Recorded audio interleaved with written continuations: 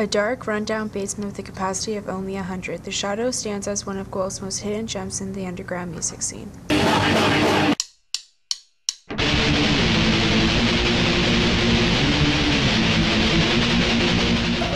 Mic check, 1, 2, 1, 2.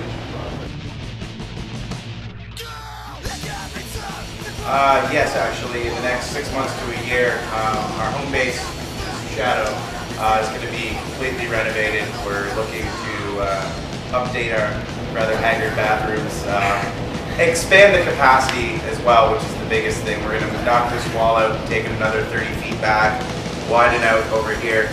Basically, because it's a 100 capacity club, we can book certain kinds of bands, whereas if we can get that capacity up to 250, we can attract bigger and better bands to the city as well.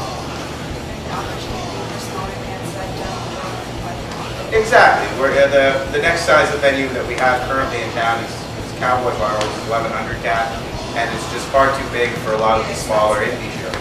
How has the Shadow and Channel 62 kept the underground music scene alive and well? I think the biggest thing is keeping a venue for split license events. What a lot of cities now have to face the reality of is doing either 19 plus shows at bars or doing strictly dry all ages shows at Legions and various other youth centers.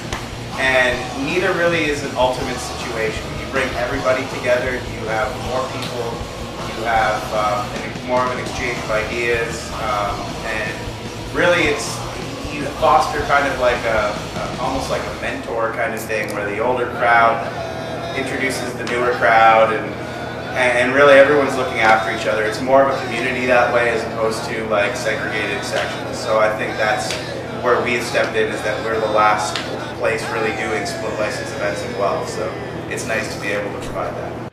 How has the music media industry reacted to the Shadow so far? It's actually been very, very receptive. We really couldn't exist in such a dying kind of bar without the support of not only the local people here, but the industry itself, because there's booking agents out there who are quite selective in some cases about the clubs their bands play. And everyone's really just had a lot of fun with this venue, which really they didn't have to, considering it's a rather homely state that it really could have been ignored by the industry, but everyone's been pretty supportive. What originally made you think of starting at the Shadow? Starting Shadow wasn't my idea. I was approached by my bosses at Party Town, who own Trapper's Alley, Cowboy Bar, about 20 venues in Kitchener, London, and Guelph.